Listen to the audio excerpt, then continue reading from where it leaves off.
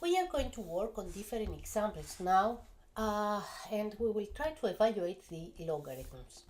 At the first glance, the logarithms that you see right here are quite complicated. The truth, though, is that the logarithms that we are working with are not that complicated if we use the properties of logarithms. So, let's try to work those together. The first step that we do is to recognize what type of logarithms we have. Right here we have two logarithms with the same base, and they are added.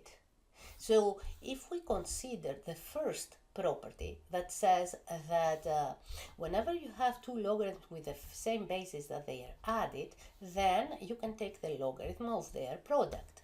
We can do exactly this to solve this problem. So we have two logarithms with the same base that they are added. So instead of that, I can consider the product of the two numbers inside the logarithm. So I go from the addition to the logarithm of their product. And this is going to be nothing else than the log with base 4 of 2 times 32 is 64. Now I know that the number 64 is going to be 4 to the third.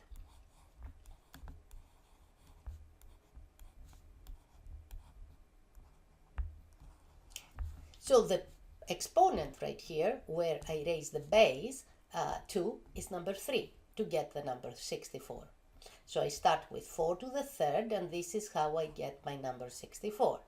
The exponent is nothing else than your logarithm. So the logarithm of 4 with base of 4 to the third with base 4 is equal to 3. Let's look at the second example. I have the log of 100 with base 5 and the log of 4 with base 5. Now in this case, the property that helps me is the second one. As you can see, if you have two logarithms with the same base and you subtract the one from the other, then this is going to be equal to the logarithm of their quotient. So I can rewrite this expression as one logarithm of the quotient of 100 over 4. And this 100 over 4 is nothing else than 25. So this is log of 25 with base 5. Now I can observe that 25 is nothing else than the perfect square of 5. So I can write it like that, and I have log of 5 squared with base 5. The corresponding exponent that I have right here is the number 2. So this is going to be nothing else than the result of my logarithm. This is the actual logarithm. So this is going to be equal to 2. And that's my answer. Let's look at the last example. We can see right here that I have a logarithm with base 6 of 9 multiplied by a constant, 1/2. What I have is the property that helps me, the third property, that is the power rule. Whenever I have a constant multiplied by a logarithm, then I can assume that this is equal to the logarithm with the same base of x, the number that is inside the logarithm, inside the argument, to the number that, to the constant that is multiplied by the logarithm.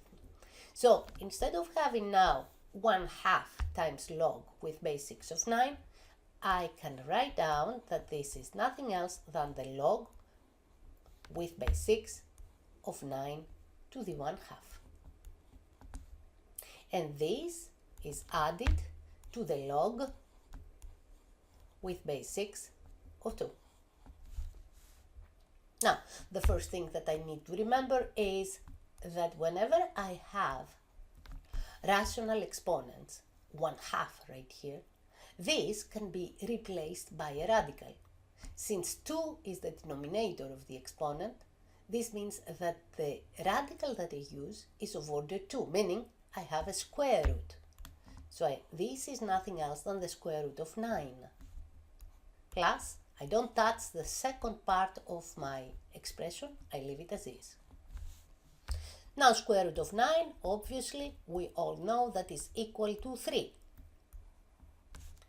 So this is replaced by the log with base 6 of 3 plus the log with base 6 of 2. What I want you to see now is that except of using the third property right here, at this point I can also use the property 1. Why? Because now I have a sum of logarithms with the same base 6.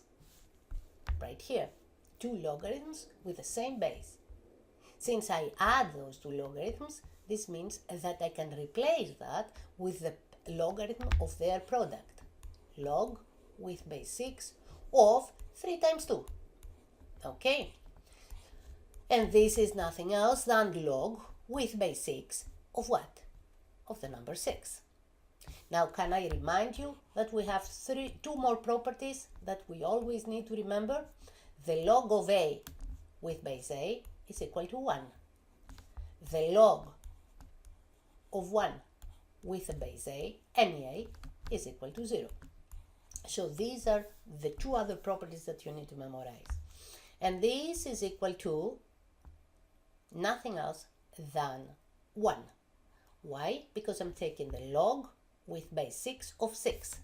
And this applies to this property right here. The logarithm of any number with the same base is equal to 1. Now, why is that?